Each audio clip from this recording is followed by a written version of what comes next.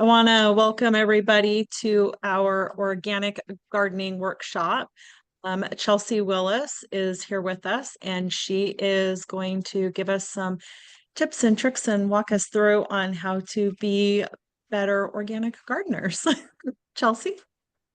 I'm really excited to be here this morning. I don't know if any of you went out to any of our farm workshops.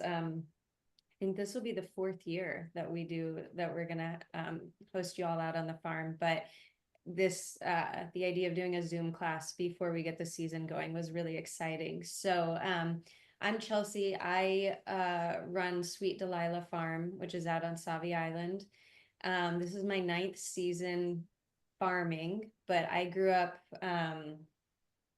going to the plant nursery in Colorado with my mom every Mother's Day. That was like our big deal, and we'd get all of our pansies and all of our like flowers and plant. And so I grew up around plants and gardening, but never in a million years would have thought I was going to turn into a farmer. But here we are. So I'm excited to be here. And so I grow on the property itself is just under an acre. I grow realistically about half of an acre total, and we pump out a lot of flowers, and then we've got some fruit trees and some berries and whatnot. But from when I started farming through now, like being organic is super important to me. We're surrounded by two giant large scale agriculture farms, and they do not practice organic gardening. They bring out their big trucks and they spray every year. So I've, through being surrounded by that, have learned and appreciated even more about organic gardening, but I've also had to dive into how do you really deal with pests when you farm organically, because we get their pest pressure. So it's been a big education. This is my fifth season out on the farm here.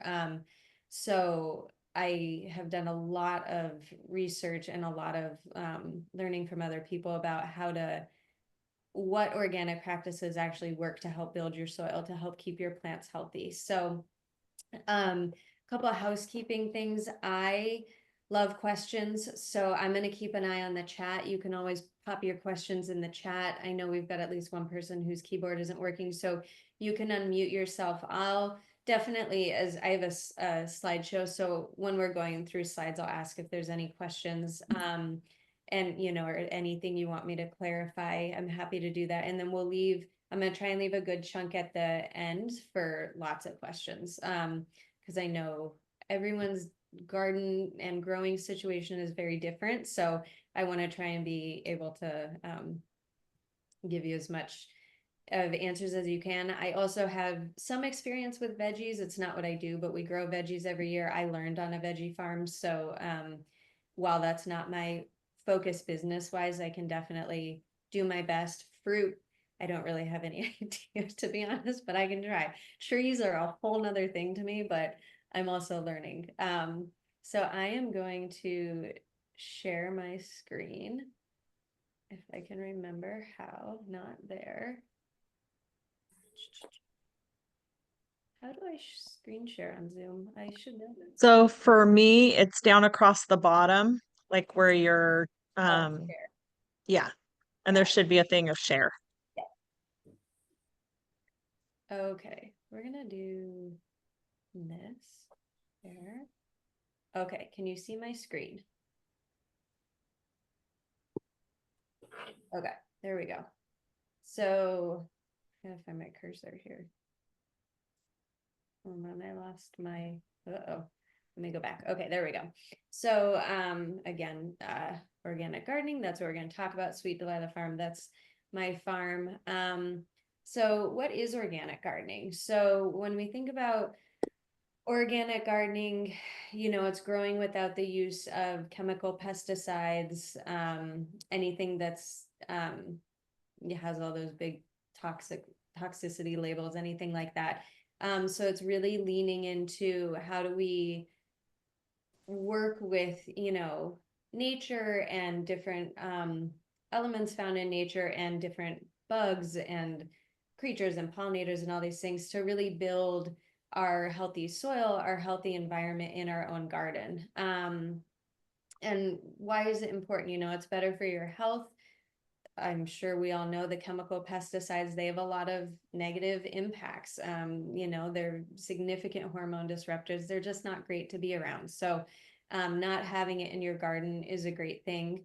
And also, you know, I just want to say we do the best we can. So if there's certain um, things that come up in your garden that some sort of chemical pesticide or insecticide or fungicide is the only thing you can come up with, it's fine. You know, there's a fine line between like, or I guess there's a balance in what we need to do. And so I have experienced certain people feeling very like self judging and shamey around having to use something because they just got overtaken by a fungicide or something, or a fungus or something. So you know, we do the best we can if we're going to keep those chemicals and whatnot out of our gardens. It's much better for your soil when we go in and treat with things like pre-emergence, all these chemicals, they kill that top layer of your soil. So you have all these microorganisms that are living in your soil. And when we disrupt those or when we spray things on them, it takes away, like, that's the magic. That's where the health of your plants comes from, is the soil. And that's also, maybe you've heard people talk about not tilling or like not turning your soil. That's the same reason why. You've just got all these like really lovely things in your soil that we're trying not to kill off. It's helpful for your pollinators. So, you know, the bees, we know we're losing our bee population, our bumblebees, our honeybees. So all of those, like all that toxicity really affects them. The birds that are eating those bugs, you know, it's a whole chain. It's kind of a bummer. But once you start organic gardening practices, you'll see, you know, sometimes it takes a couple seasons, but you'll really see the biodiversity start to change. I see bugs that I'm like, I've never even seen this bug before after so many years in one space. And we have these frogs that are in the Dahlia here. These frogs are one of my best pest controls. They were here when I moved in, and they come in the house. They're everywhere, but they're really good pest control. So um, there are things that start to show up that will help you as you create a really like lush and healthy environment. Same thing as I was talking about with your soil, it just helps build and sustain that healthy ecosystem that when you really balance your soil, you see less pest and diseases. So that's such a big thing. And if you're going to be eating, you know, if you're growing vegetables, if you're growing herbs, you know, we put flowers on food and sell edible flowers. So it just helps in what you're consuming. You're not consuming all of those chemicals or any of that stuff. And I'm actually realizing I can't pull the chat up. I'm for whatever reason my cursor, there we go. I got it. I would say I can monitor the chat for you. Okay, perfectly. I might have you monitor it just because Yep. my cursor is MIA. Yep. Any questions about any of that, about just the basic idea of organic gardening? All right, I'm gonna go on to the next one. If anyone thinks of anything, let me know. Okay. Whoop. There we go. So what is organic gardening? What are we looking for? So, you know, we're growing without the chemicals, the pesticides, all of that. There are certain natural resources for that. So, we have a really strong population of cucumber beetles where I farm, and they look like yellow ladybugs. I know they've been popping up like more in Portland proper also over the last couple years, but they're very hard to get a hold of without chemicals, but I just won't use them. So there's a essentially an organic pesticide called Pyganic. It's very expensive. It's chrysanthemum based. It's organic. It's OMRI certified. However, it will kill your pollinators. So it's one of those things, like even some of the like heavy duty organic pesticides, they come with their own risks and all the things. So if we've ever had to spray it, when we have, we do it really late at night when the bees are not out. Um, so there's certain things that even though they are organic and they'll come with that OMRI certification, and you'll see that on any label. Let me see. I've got a thing here. So this OMRI there, that's what you're looking for. That means it's organic. It's right here. So even things that are OMRI certified, you want to read the instructions just so you know, because anything that's like going to be a heavy duty thing is probably going to have some warning labels on it, just as far as other bugs. Not all of them affect other bugs, but the one for cucumber beetles definitely does. My favorite form of pest control is using beneficial bugs, which we're going to talk about. So there's all sorts of cool, like eggs and mites and all sorts of things that you can release into your garden. And I'm going to give you some resources for that. And they do what they do best, and they'll go in and they'll tackle your pests in your garden. And it's really, it's fun to watch the colonies of them start to like happen on in your garden. And so you'll start to see all these bugs pop up, and it's really fun. So that is just kind of an overview of what organic gardening is. And then it's, where do I start? This can probably feel a little overwhelming. So things you want to think of, what pests do I see? So when I think of pests, I'm thinking kind of small to large. So some of you might have experienced things like moles aren't actually just, they put their mounds, but they don't eat any of the roots, but voles do. Voles will go through and eat all of your roots. They'll eat your bulbs, they'll eat your tubers, they eat all sorts of things. Gophers, we luckily don't have gophers out here, but I know gophers can also just chew, like people plant roses and the gophers just take the whole root system out. So gophers can be really tricky. And then we move up into we live in the Pacific Northwest. Slugs, snails, mostly the slugs, I don't know if you've ever planted like tiny little plants, they'll go down and just mow them down. So slugs are a big one, especially here. We use so much Sluggo, which I'm going to talk about. And then we have things like aphids. If you've grown anything, you've probably seen an aphid on your plants at some point, or a whole colony of them. We get a lot of thrips, which are tiny. They're like, how do I even describe it? Thrip. They really like light colored flowers, and they're small, and they're usually kind of like blackish brown, and they're just kind of a pain, and they're a little harder to get rid of. They're one of the ones that every year I'm like, oh, why are you back? Cucumber beetles. Luckily, from what I know, we don't have Japanese beetles out here. I'd be curious if anyone has experienced them in their gardens, because they're really hard to get rid of, but I don't see those out here. So those are sort of the big pests that we have. Those are the things that I'm always kind of watching for. And then you look at diseases. So what sort of diseases? We live in a very damp environment. So are you seeing a lot of mildew, especially in the fall? We get powdery mildew, which at that point, that's kind of just, I feel like seasonally what happens. If you grow roses, you've definitely seen black spot on those leaves before, which is another fungal thing. If you grow peonies, you've probably seen botrytis, which is a gray mold, and it just causes the stems to kind of flop, like your plants just don't end up doing anything, or they don't bloom correctly. Rust is a big one, and I see it on snapdragons mostly. You'll see this like rusty colored stuff, usually on kind of the under parts of the leaves and down the stem. What other things do we see pretty regular? If you see diseases in your gardens or pests that I'm not listing, please list them, because there's so many. There's mosaic viruses, which you'll see in tomatoes, you'll see on dahlias, you'll see on roses. Those are kind of the diseases that I see in our climate.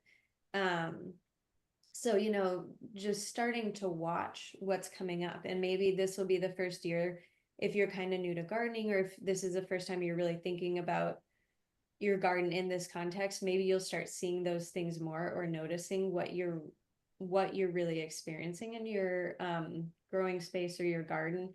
And then it's what's realistic for you. Some of these you can kind of go like down the rabbit hole and all in, and then sometimes it's, we have to spray or apply something like every day for 2 weeks, and then I'm doing it once a week for this many weeks, and that's to interrupt egg cycles, but that's not always realistic. So it's, what maybe are the biggest things that I'm seeing, or the pests that are causing the most problem, and this year I'm going to tackle that, or I'm really going to tackle my soil health, and then next year I'm going to get to this. Like, it's fine to just build on, you don't have to take over every organic gardening practice in one year. That's a lot to do. So, but just really like starting to see your growing space in a way of, what bugs do I actually see every year? Maybe, I don't know. I didn't pay attention to bugs until years into farming. I was like, oh, like there's good bugs and there's really bad bugs. I should, so really thinking about all of that. And real quick, Lori says that the bees at her house go crazy for the flowering oregano. And she was kind of wondering if maybe that helps them health wise. Like, do bees go towards things, flowers that are good for their health at the time they need it? Absolutely. Yeah. I have oregano that I let bolt every year. So I let it flower every year because we use it in bouquets, and I can never harvest it. The bees are just, they love it so much. And so I really like to pay attention to things like that. If I'm noticing that it's, for me, it's the echinacea and goldenrod and oregano that the bees, and for us, I'll see like 10 different kinds of bees on one goldenrod flower. So I will plant more of that, knowing that like those pollinators really need that. They're really loving that. And then I don't cut off of them, just because, especially since we're surrounded by farms that do spray, I want them to be able to come and get whatever they need. But yeah, if you're really seeing certain of those like really beneficial bugs going towards certain things, I would like plant more, or just be aware of them, because they need that, especially as we're losing green space. It's important that they know that there are certain places that they can go get their food and their sustenance and energy. Yeah, flowering, or like when you let oregano flower, holy moly, it's bee heaven. So we'll talk a little bit about soil. So soil health is, I don't even have strong enough words to explain how important it is. So it sort of is that less is more, where I was mentioning earlier. That's where this idea of not tilling comes from, is just, we want our soils to build. Granted, there are times you need to till, there are times you need to turn over. We had to reshape beds this year. I haven't tilled them in a number of years, but we ended up using our tiller. So it's, again, it doesn't have to be all or nothing, but it was only 4 beds, and then we don't till the rest of the farm. So it's like, you do what you need to do to make sure you can use your space. But if you don't have to till or like turn your soil over, we can just add to it. So soil testing, it's a very valuable thing. You can go to places like Portland Nursery, Garden Fever. I'm sure there's other great nurseries out where you all are, and get self-soil test kits. I've played around with them. They're accurate. They're accurate enough if you're gardening, and that's what you can grab. They do a pretty decent job. If you really want to do a deep dive, you can take a few samples of your soil. I take my soil to Concentrates Northwest. It's down in Clackamas, and they ran my soil, and then they gave me the full breakdown of your soil test. But then they were able to tell me, for my growing space, I needed this many pounds of lime, and this many pounds of gypsum, and this many pounds of azomite. And then they told me which cover crop would be best for my soil and like what I've got going on. So soil tests can get really in depth and give you, and you can get places like concentrates that will give you all that information, and then they sell everything there. But they also sell it in huge bags, which is probably too much for most gardens. We don't even go through the whole bags. So you can get smaller amounts at nurseries. But the soil test is important because then you can start to balance your soil. And once you start to balance it, that's where we start to see less pest pressure, less disease. It becomes inhospitable to them. It changes the acidity, which a lot of those pests, especially beetles that are laying their eggs in the soil is not good for them anymore. They don't want to be in it. So really building up the soil is so important. So we like every year, I either amend. For a lot of years I would amend with the things that were recommended. This year we are playing around with a different method where we are I got this really cool flame weeder, and so we're actually using fire this year. So we're burning all of our beds. I just take the flame weeder and we're burning all the beds, and then we're putting a layer of biochar, which I really recommend reading about biochar. It just helps put so much healthy stuff into your soil. And then we're putting compost on top of the biochar. So I want to see, the flame, the fire, the heat of it will kill those eggs that have been left in the soil, but they also kill any of the weed seed. So if you've got a really weedy area, using some sort of fire, and I've seen people just use like the butane torches, you don't need a giant thing, but using a flame like that can help take care of pests and weed seed very easily. And then the carbon and everything that's in that biochar just adds so much good stuff to your soil. And then compost is just any form, adds all that natural organic matter in. I know a lot of people, especially in our area, they'll gather their leaves and then they'll put their leaves over the soil for fall and winter. So if you have neighbors that maybe rake everything up and just leave their bags out, you can ask if you can steal their bags. I don't think anyone's going to say no because they're trying to get rid of them. So I definitely have taken people's bags of leaves before. And you'll see as we start to go through winter into spring, there's a lot of like the white fungus that starts to grow on it, and that's just really good for your soil. So there's also any of that organic matter, it helps add nitrogen to the soil, which is one of the things that everyone's always trying to beef up in their soil. So I could talk about soil health forever, but really focusing on that. And the question I get a lot with that is if you're growing in raised beds and you're just maybe having like a three-way soil delivered or a three-way soil and some compost delivered, do you need to test it?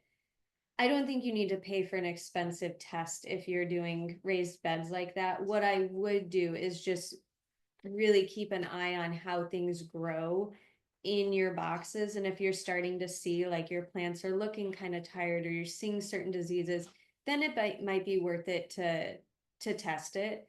But most of the time, raised beds, when you're bringing in soil, I feel like they do pretty well.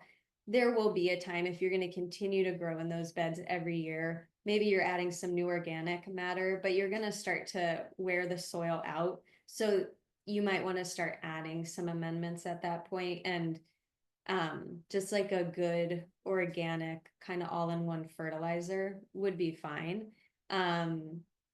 Concentrates they make their own fertilizer, which I've used in the past, and it's really good. And I think there's some other small nurseries that carry like some local fertilizers that are organic, and something like that it's going to be balanced. So it's going to have sort of everything you need just for general soil health in there without getting really specific about your individual thing. But if you're growing in your own ground, in your soil, it might be worth it to do a test. Any soil questions before I move on?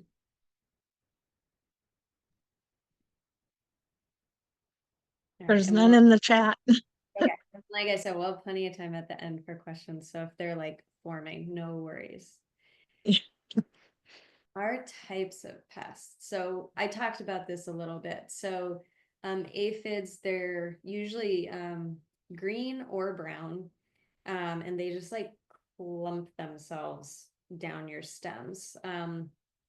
Thrips, cucumber beetles, we talked about katydids and grasshoppers. We don't have a bunch of them out here, so I actually don't know the damage that they do, but from what I hear, they can be quite damaging to your plants. I think they eat the leaves, from what I understand.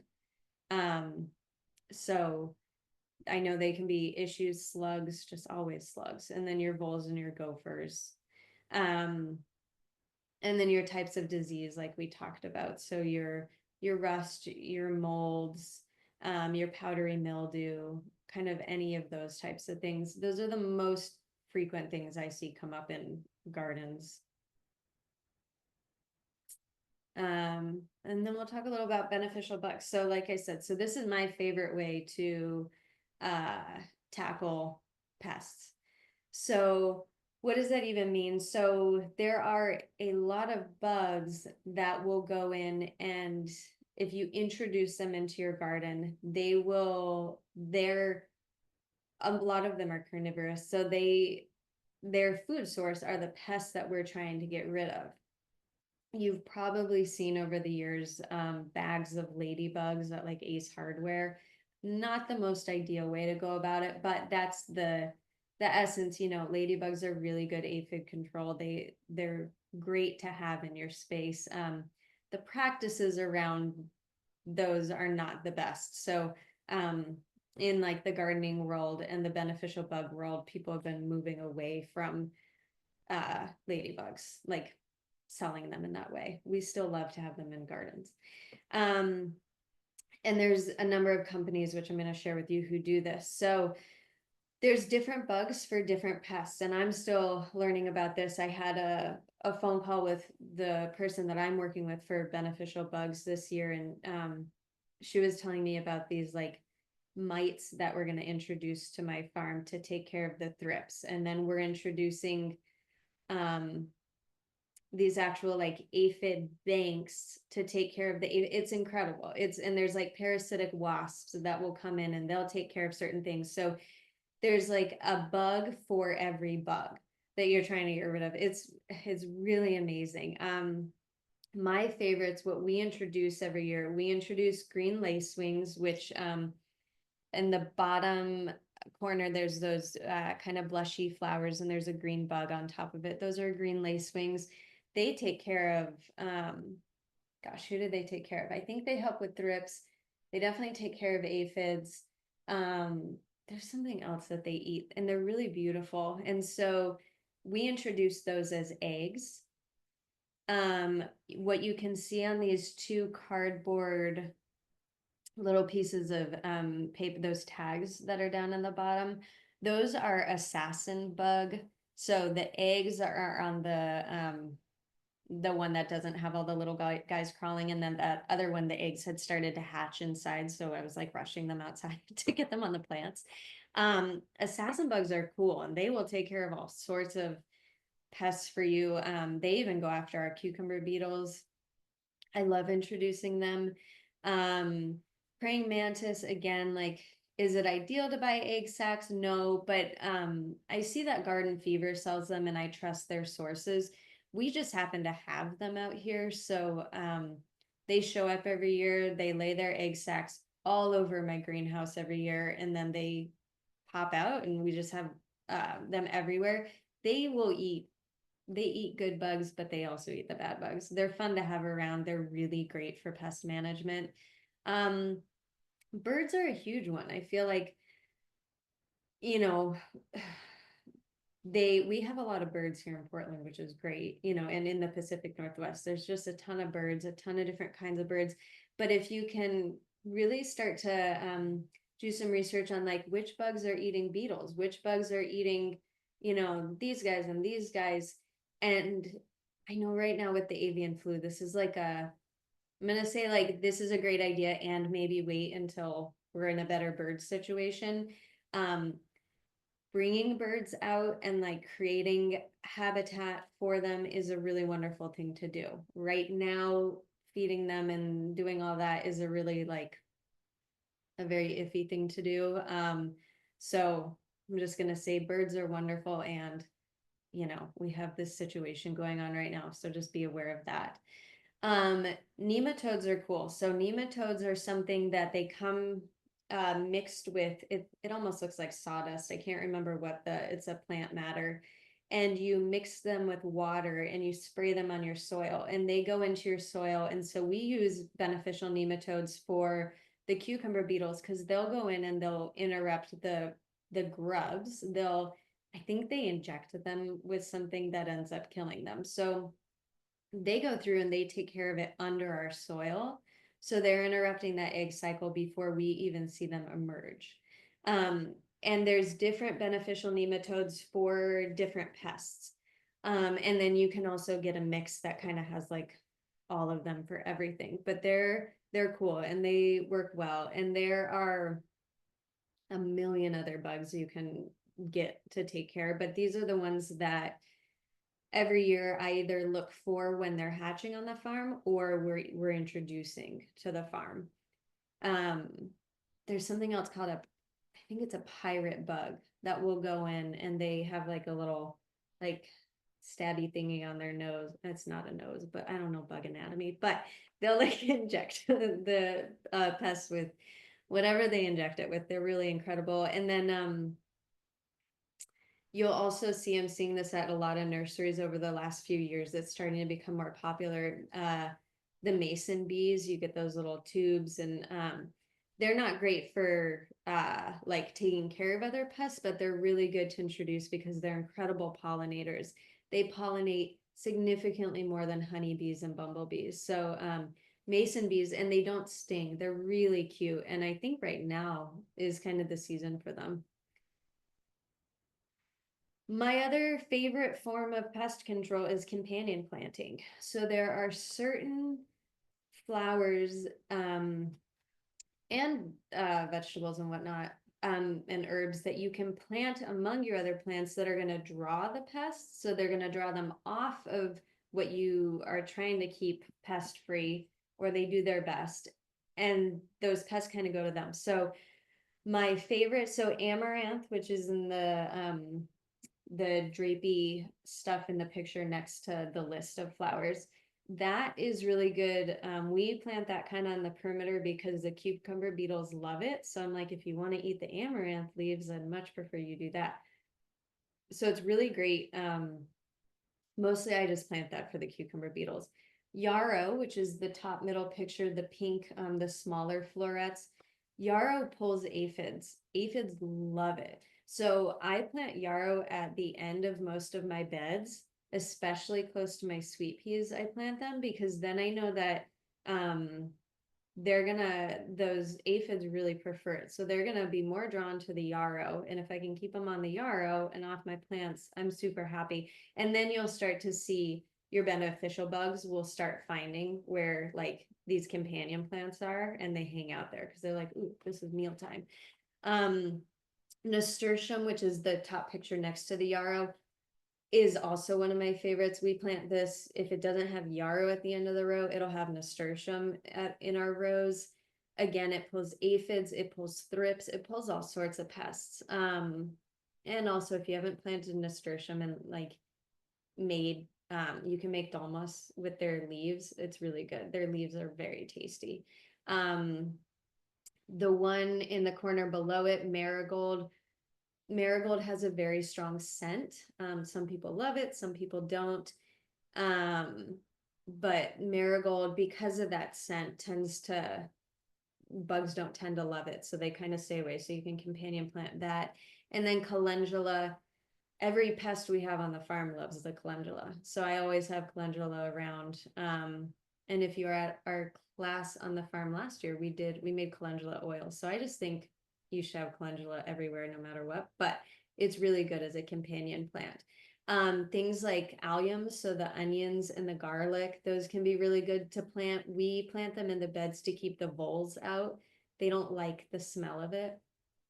So we just kind of keep onions everywhere. Onions are a good companion plant for roses, um, to help keep things away. And I think like allium has they're just really, great plants, and they can help with some disease, which I'm not sure how that works, but it does work. I'm also seeing Lori wrote, you let your chickens go into your raised beds before you plant. Yeah. I mean, if you have chickens in the winter before you plant, just let them go wild. Ducks, same thing. Ducks will eat those slugs. Oh my gosh. So, but yeah, chickens will get in and take the grubs out, which is ideal.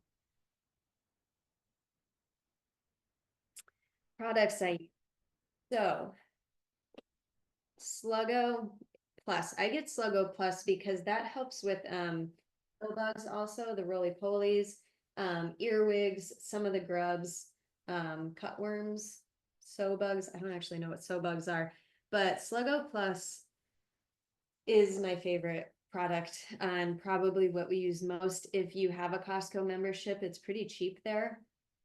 And they have they have like huge pallets of it right now. And you can get the bigger bottle than what they sell at the like nurseries, but Sluggo, and you can just sprinkle it and you have to keep up with it. Here, the birds steal our Sluggo, so we have to apply a lot of it. I don't know why they eat it. But it's totally organic. It's, it's OMRI certified. It's a great product. I'm not going to do a deep dive into this because I actually don't know the full science behind it. I just know like the very surface level. But one of the best products to start to balance out the sugars in your soil, which you're going to see massively affect the health of your plants, but it really makes the soil somewhere pests don't want to be. You'll see disease much less. It's Hybrix molasses. So your soil has a Brix number. It's a BRIX. And that Brix number tells you kind of everything you need to know about the health and the sugars in your soil. There are so many podcasts that go into like deep depths about Brix. But I ordered this online, I think. And this is one of the only things we use to feed the plants with. And I notice it's really wild to watch, but the color in the leaves changes almost immediately. Like it gets like this hue of green, and you can just tell the plants like love it. They absorb it and they love it. It's so good for your soil. We use it as a foliar spray all through the season, and it's just so good. And when I send out the PDF to be sent out to everyone, I will find the specific podcasts that's in. I just can't remember. There's so many flower podcasts. I can't remember which one that like really dove into it, but I will find that.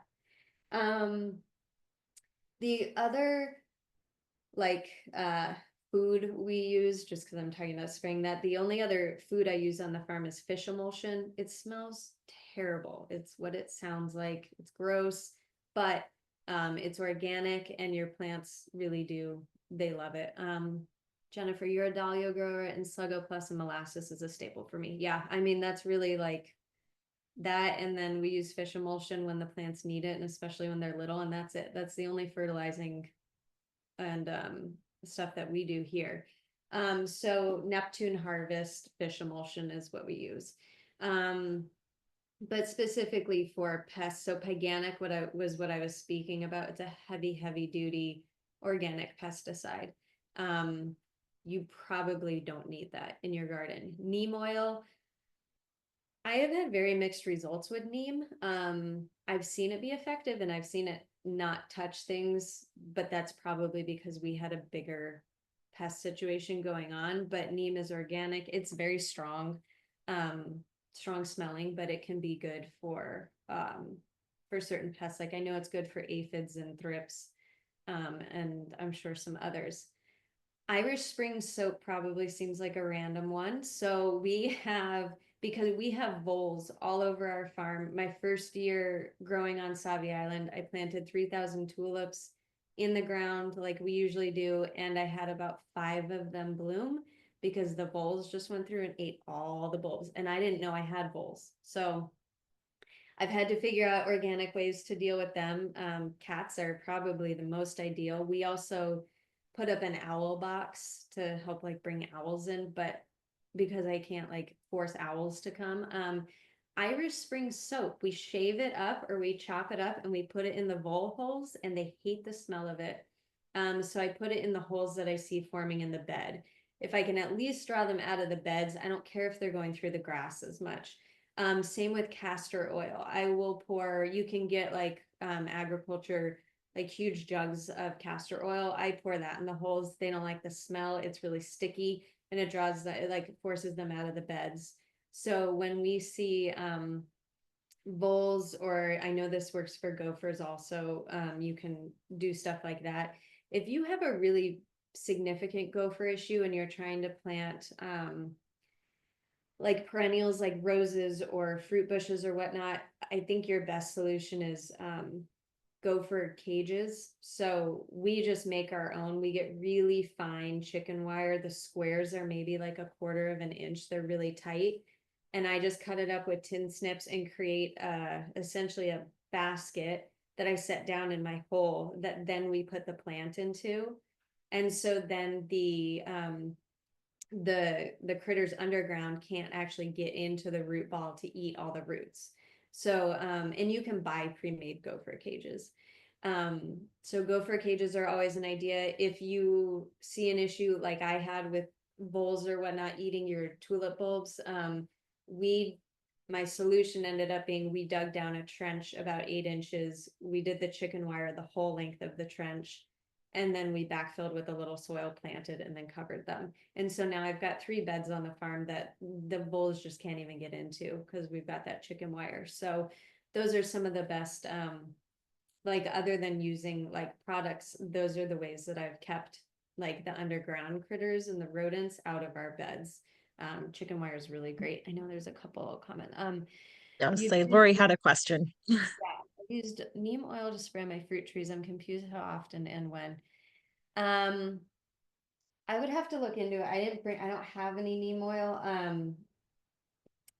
to look at it for you, but I think if you're trying to interrupt an egg cycle with any of these products, you have to be really consistent with it in the beginning. And then you start to like taper off, but usually those egg cycles are about a 2-week cycle. I can do some research into it. And maybe Lori, if you want to email me, I can put my email address in the chat when we're done. And if you all have specific questions, you can feel free to do that. I'd have to look specifically at neem. I just haven't used it in a number of years, so I don't really remember, but I know it's very strong. If you can buy it diluted, that's ready to spray, and then you can get it like a concentrate. So I think getting the stuff that's ready to spray is a little easier.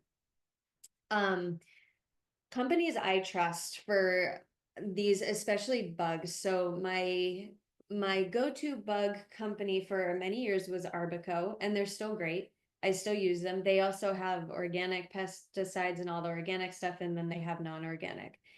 Last year I was introduced to Allison, who runs Sound Horticulture. She's up in Washington. I've never met anyone who knows more about bugs.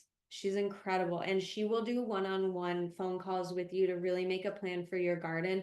Those consultations don't cost anything. She's like a wizard with this stuff and has come up with ideas that I've never even heard of, and bugs I've never heard of. You can go to either of their websites and you can type in the pest. So when I go to them, I'm always typing in cucumber beetle, and it'll bring me a list of what bugs or what products will help for my specific pest. It's just so helpful. Both of them are very helpful. I think if you're looking for really like kind of one-on-one, like this is what's happening specifically in my garden. I'm seeing like, I always get the powdery mildew. I'm always getting like this certain pest. I don't know what to do. Allison will just like, her brain is wild. She's really cool. So Sound Horticulture is very, very cool. And cost-wise, I find them very comparable. Some of these things are expensive to ship because they have to ship them quickly, but that's just shipping anything right now is expensive. So definitely either of those. Ground Culture PDX, I don't know how much, well, you all are probably local enough, but I don't think he's shipping anything. But if you want to learn about biochar and how to make that, and all these ways to like make your soil the most incredible soil could ever be. Quatamuk, who runs it, he is also just like a total wizard with soil. I don't understand how he understands what he does, but I've had him out to the farm a few years now, and he'll just like touch your soil and know exactly what it needs. And he understands the process, all the native processes of how soil used to be tended with fire and with like wood ash and all these things. So his way is very holistic, and it's so good for your soil. And he's got I know there's a class coming up in April. Like he teaches a lot of classes online and in person in the Oregon land, and I think even down into California. So I also recommend looking into him. And those are really the three companies when it comes to like bugs and biochar and whatnot that I trust and that I use. If concentrates is kind of local-ish for you, I think they're a really great resource. You can also call. Their staff is just very knowledgeable. The other thing that I didn't put in here, and it just didn't cross my mind when I was making this. So one of the things that has been coming up in the last number of years with nursery grown plants is something called neonics in the plants. So if your seeds are the way they grow these plants that are grown with neonics are grown with like insecticides and pesticides already in the seeds. So as the plants grow, your plants have these insecticides and pesticides in them, and they're really bad for bees. These plants will kill the bees. So there are nurseries now that are local that are very transparent about not bringing in plants that were started or grown with neonics. And so it's just something that when I learned about it, I had never even crossed my mind. I was like, oh, that's a really good point. Like, I don't want to be bringing plants into my space that are already pumped full of this stuff for my health and also for the health of all these bugs that I'm trying to like create a safe environment for them. You'll see on a lot of plant tags now, it'll say like grown without I think it's neo insecticides is the full word. But you'll see tags that have them. You can also ask at any of your nurseries, and they should be able to tell you if they're bringing in any plants with that or like point you in that direction. But I do think that's something as we're just trying to like keep especially our bees, as we're trying to keep our bees safe right now, as we're losing so many. That's just a really important thing. And especially if you're going to bring like mason bees in or something like that, to be very aware of. Jennifer, you haven't been able to grow any type of squash due to squash bugs. Yeah, so I think squash bugs are probably one of the ones that would need something heavy duty like a pyganic type of thing. But that's where I would be really curious in talking to Allison at Sound to say like, you can't grow squash. She's going to have some sort of weird pest that she can send you that is going to take care of them. Any of those, it's weird. It is the squash bugs. It's like the squash bugs, the cucumber beetles, like these things that grow on, or that really like to feed on those kinds of plants. They're very hard to get rid of. And they reproduce very quickly. So I would reach out to her and see what sort of weird things she could send your way. I do know she's going to be out of town next week. So if any of you reach out to her and don't hear back, she's actually easier to get a hold of via the old school just telephone now. She's way easier to get a hold of on the phone than an email. So if you were to email her and didn't hear back in a couple of weeks, call the number for Sound. It's on their website, and she will talk your ear off. So have some time set aside, but she'll give you some great answers. And I'd be curious what she would say for squash bugs, because they're rough. They are hard to get rid of. I think that might actually be the end of my I don't know. Things. So yeah, questions. I'm gonna leave this screen up, but I'm also gonna bring the chat up. I just want to open it up for questions now, comments, things that maybe you can think of. I'm also gonna go into my Safari and we're gonna pull up sound. Because I want you to see how you can type in, let's look what for squash bugs. Um, Let me see. Okay, so yeah, so we'll type in squash. Was it squash beetle or squash bug? Hmm. Corn rootworm. So maybe she doesn't have specific squash. Let's go to Arbico and see. So this is the other one. This is Arbico. They do sometimes, if you sign up for their newsletter, they have some really good, like, especially around like Memorial Day and all these holidays, they'll have some good sales. All right, so they have squash bugs on Arbico. This is why I like having both of these. Okay, so they've got some information here on what they really like. So the nymphs and the adults suck sap. Yeah, anything that sucks that sap out, just oh, those poor plants.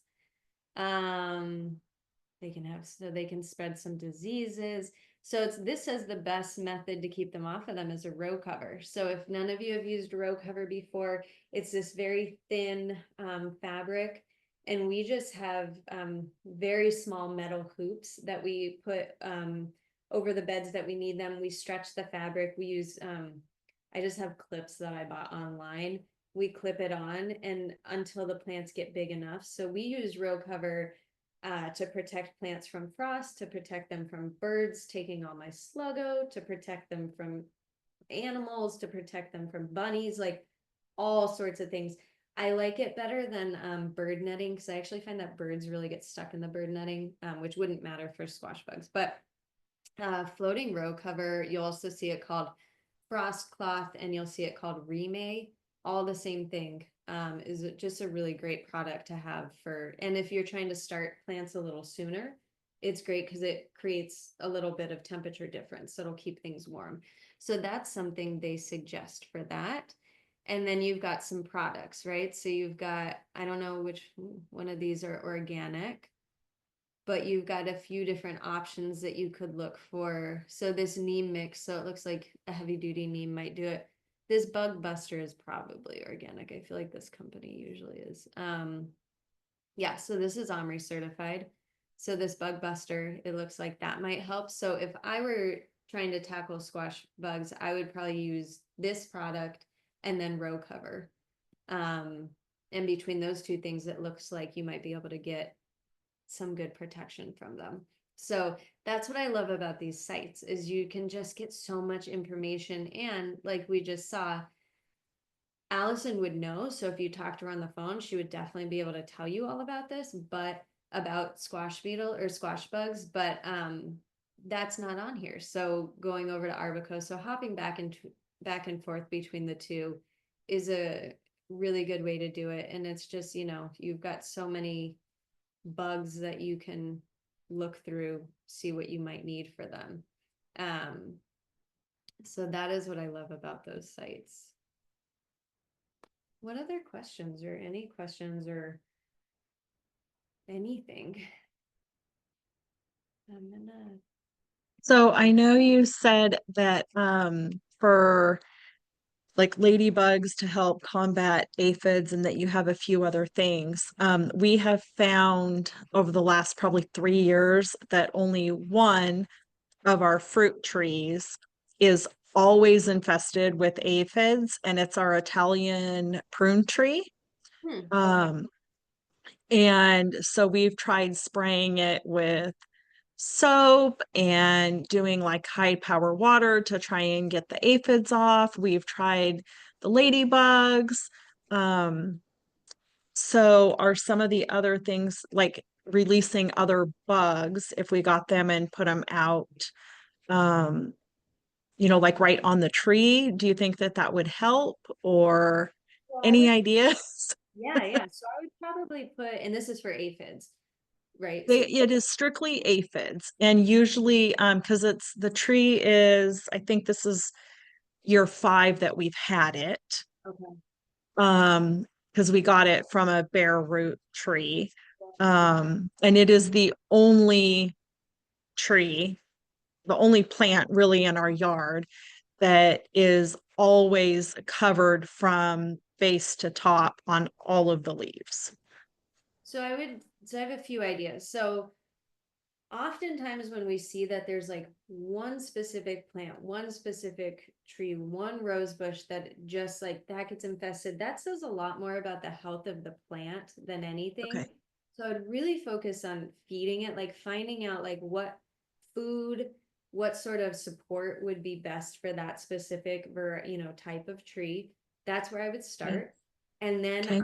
look into getting I don't know if they have tags of the green lacewings like they do the assassin bugs, but I would release eggs or the bugs depending on the season we're at. I would release some of those.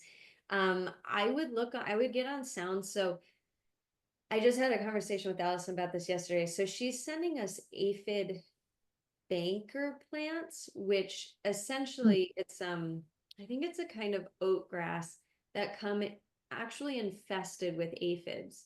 And the whole idea around these is that you put them around your plants that have the issues, and they want to go towards these banker plants. They don't want to be on your plants anymore. They're more drawn to these. So I would look into like a variety of those options, but I would really start by giving that tree some like support and, maybe talking to a nursery or whatnot about like what you could feed it with, what you could do to like boost the health of it a little bit, and then bring in either some of those banker things or some green lacewings or both. I mean, green lacewings Okay. are just going to be good for everything, but that's what I would do. Okay. Thanks. Okay, And Lynn, I see Linda has a question there too. you'll be planting vegetable beds in 2 raised beds. I'm sure about when to plant and what I'm going to grow. Any ideas on how I can get started? Yeah, so you'll get your beds prepped, you'll get all your soil in there. So right now, veggie wise, I think we can get things going like onions, um, some of your greens. I think spinach could probably handle it right now. I wouldn't plant anything this coming week because our nights are going to get pretty cold this week. Um, what else did I see in the nursery? They don't have a whole lot of veggies yet. We're getting close. Usually the veggies come, if you're not starting them from seed, usually they're going to come like in probably 3 weeks into your nurseries. You're going to start seeing your veggies. I know carrots are available right now. You could put carrots and beets in the ground. But really, we're looking more into like mid-April to get a lot of our veggies like in our zone in the ground. And then for things like our tomatoes, I know the minute things get warm, we all want to plant our tomatoes. I really try to tell people wait till Mother's Day. Like it's such a good, like for hot crops in general, whether it's like putting your dahlias in the ground or your tomatoes in the ground, Mother's Day is the perfect like kind of calendar marker to get an idea of same with peppers, any of those crops that really need high heat, your hot weather crops, wait till Mother's Day. It's just a good like that's the day I know I can plant. And then lettuce you can probably start getting in the ground in the next couple of weeks. Anything I plant right now, like we just planted a bunch of beds, I'm putting frost cloth over them just to help them acclimate because our temperatures, in the spring, they still go up and down quite a bit. So I like to give them a little bit of protection with the frost cloth just so I feel like it helps them do a little bit better. You can get peas in the ground right now. Your peas would probably be fine. I don't know when beans go in. I've never grown beans, but maybe now, maybe in the summer. I don't know. But I really like to look at what's popping up in my nurseries. I also know if you're on social media, I think it's Portland Nursery. They put out in each month, like, this is what you can start by seed this month, and this is what you could start in your garden this month with veggies.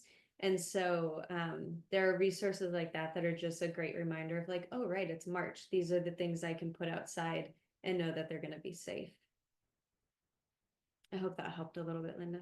That does help. Is there also any kind of general ruling on what should be planted together? I mean, I've always just done things in pots, so they've all been separated. This is the first time I've ever had raised beds, and they were built for me and they already have soil in them. I'm assuming the soil is good, but I can still have it tested, but I don't know what to plant where. Yeah.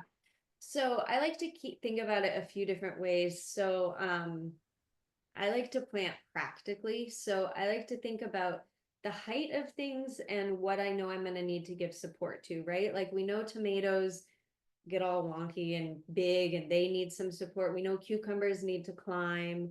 We know peppers sometimes, you know, they get tall, they can need a little support. So I personally, if I had, well, I do have beds. So when I plan our beds, I plan my tall things that I know are going to need support together, because then I know they're not going to be overshadowing each other.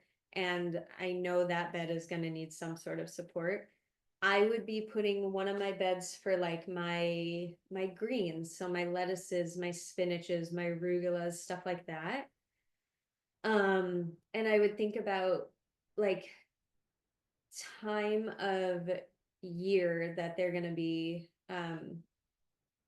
like that, maybe that I'm going to be harvesting them, or if I know that I'm going to do a couple different successions. So if I'm going to put my spinach in right now, I know at some point during my season I'm going to need to do another round of spinach. So maybe I want to keep like my like greens in one bed, because I'm going to be turning that bed over more, where my things that need more time to grow, like my onions, my beets, any, you know, the roots, the root vegetables and onions and whatnot, they need more time in the ground. So I like to plan things like very much based on height, and then like seasonality. So I want my hot stuff together. My basil would go in my bed with my tomatoes probably, also because they're just really good companion plants, but they've got a similar season because they like the hot weather. And then I'd plant my cooler. And then if I knew I was going to try and overwinter some things, like I think here we can do, I mean, obviously our brassicas, so like our broccolis, our cauliflowers, our kales, Brussels sprouts, all of that, but also beets. I think there are some carrots that winter here, so I might know that one of my beds I want to be able to clean up early, so then I can put some stuff that I'm going to winter in. So that's sort of how I would plan it, is like my seasonality. And this year might be a year where it's sort of trial and error, where you're like, oh, I didn't actually like having my lettuce in this bed, like I want to do it, you know. But I would really think seasonality and then height, because you also don't want to put tomatoes in front of something like spinach, because it's going to shade them out too much, and then they're not going to grow, like the little plants aren't going to grow as well. Okay, thank you. Great question. Yeah, other questions, anything else?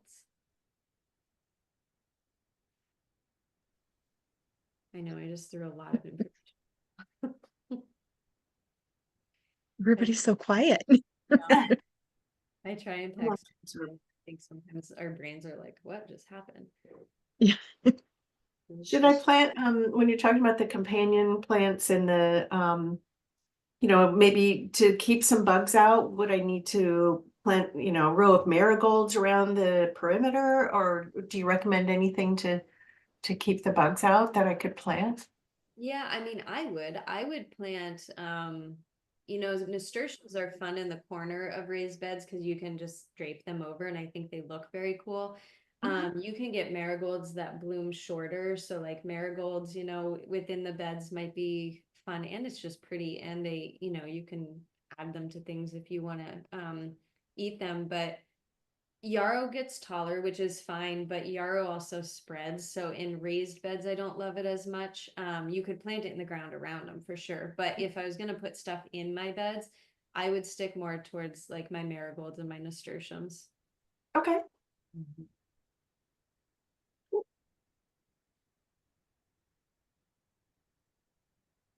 Anybody else have any other questions for Chelsea? I'm pretty sure we got everybody's questions. Yeah. I don't see any in the chat.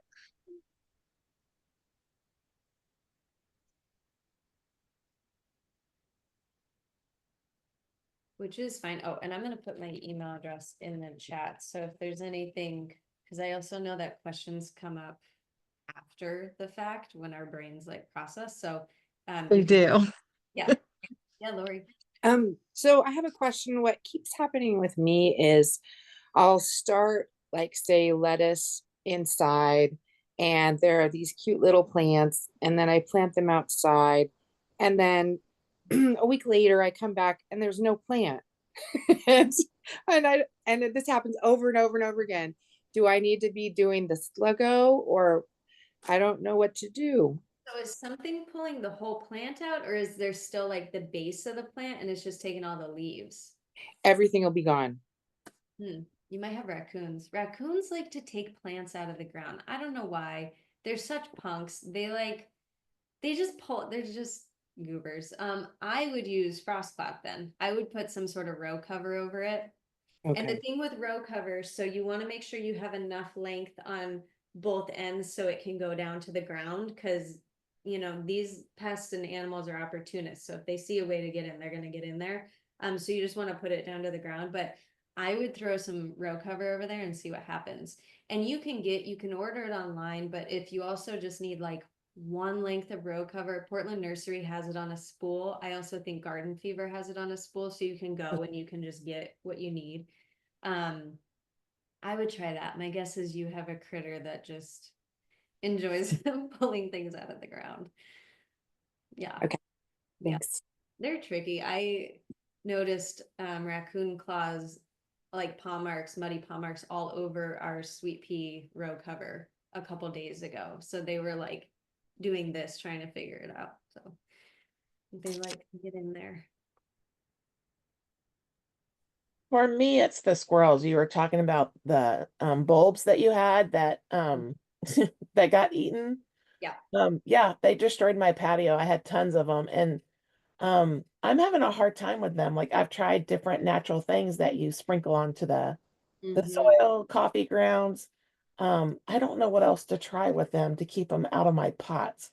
So the thing that I see people do most for squirrels is actually sort of the reverse of what we do. Rather than burying the chicken wire, people take chicken wire and put it over their pots or over their beds of bulbs.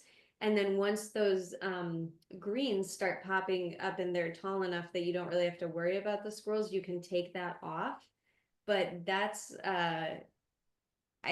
what I see people have the best success with when nothing else is working, is just putting something over it that, the sunlight's still getting in, the water's still getting in, but the squirrels can't get in there. Okay, thank you.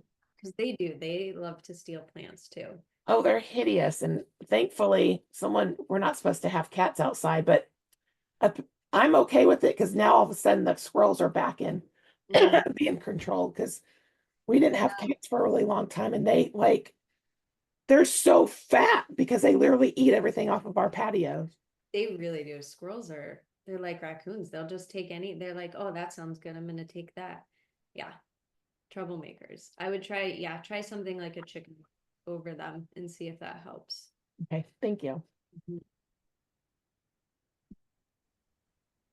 Yeah, we have done the chicken wire to keep the squirrels out, and it does work.